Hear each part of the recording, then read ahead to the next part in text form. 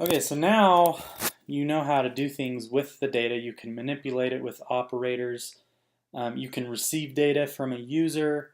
These things are really helpful, but you might want to be able to do things differently based on what the data is. So we call that an if condition or an if statement. So what an if statement is, and I'll just show you, I'll write one. I'll say if we'll store something called happy. So I am happy, happy equals true. So if happy, then we'll print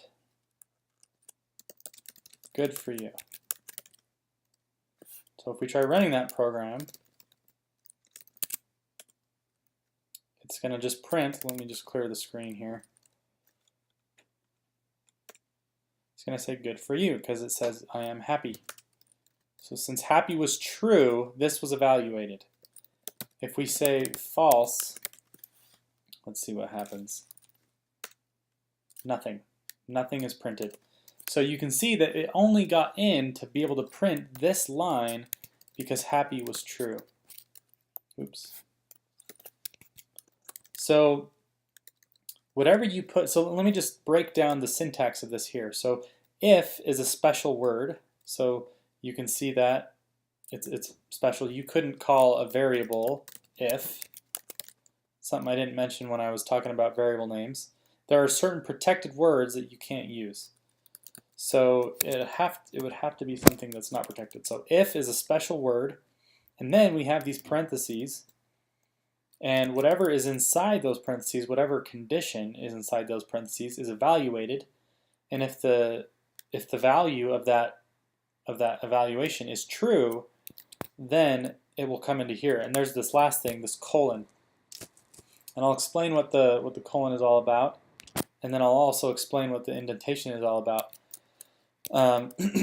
But if this condition is true, then it comes into this area and it will do whatever is there. And in this case, it was print good for you.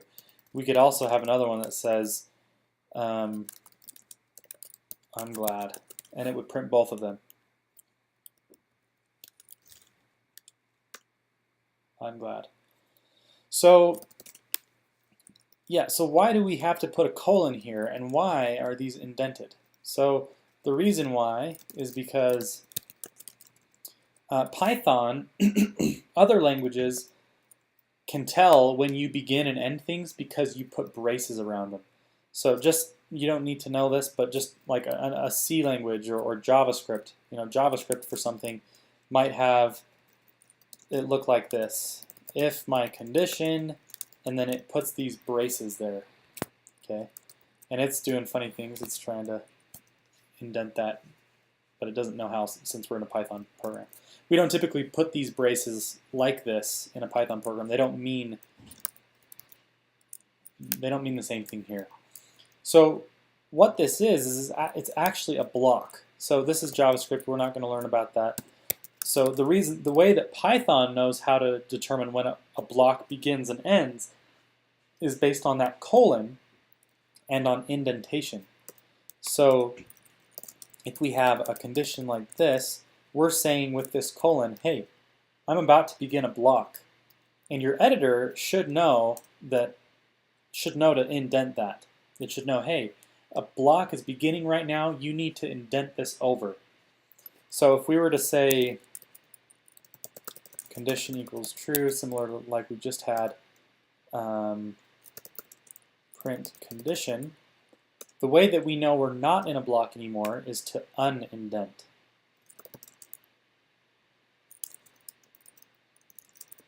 So we can, so we're saying you're in, and then you're out. So we can see how that executes by running that program. You're in, and then you're out. So since condition was true, it printed you're in, and then it printed you're out. So if we were going to make the condition false and then run that same program, it's only going to print you're out. So just to recap, the if word is special. You have to put that there for an if statement, and then we put these parentheses, and then some Boolean value. And we talked earlier about what Boolean values can be. In this case, it's just we just set it. We just set it to be false. But what you can do is you can actually have more interesting things. So you could say, you should have already watched the video that talks about special functions. So let's say that we have the number of bananas that we have. So let's say raw input equals how many bananas do you have? And then we can say bananas greater than 1, you're in luck. So if bananas are greater than 1, oh, and we got to be careful. Remember, raw input's a string, so we've actually got to convert that to an integer. So, and this doesn't make sense anymore, so we're just going to get rid of that. So if we have more than 1 banana, you're in luck. So let's run that program. How many bananas do you have? I have 2 bananas. You're in luck. All right. So here we evaluated a Boolean, we created a Boolean value. So this integer greater than 1 produced true, since banana was 2. So you might be asking, well, what if I have multiple conditions? So let's say that if bananas is greater than 1 and bananas is less than 5, we might say you're in luck. And then we could also say elif. So let's do this. Let's store that as an integer. Okay, so that way we don't have to do this over and over again.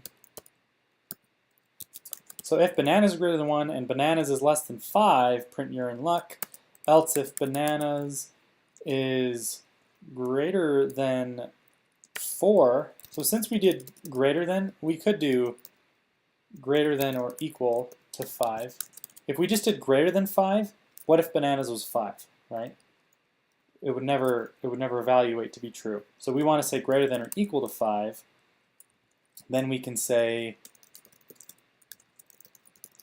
you're drowning in bananas. So we can run that program. Let's say I have 7 bananas. You're drowning in bananas. So this second condition evaluated to be true. Then we can say else print you're out of luck. Or maybe go find a banana.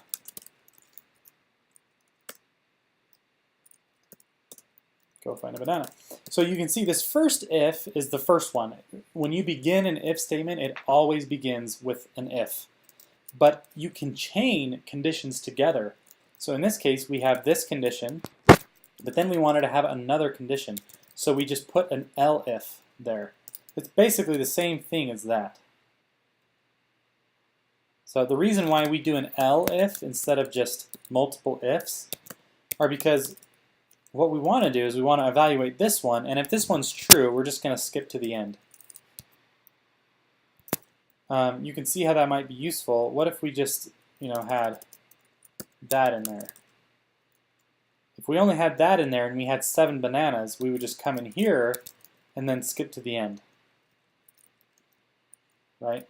If we had it like this, then it would come in here and then it would also come in here, and that's not what we want.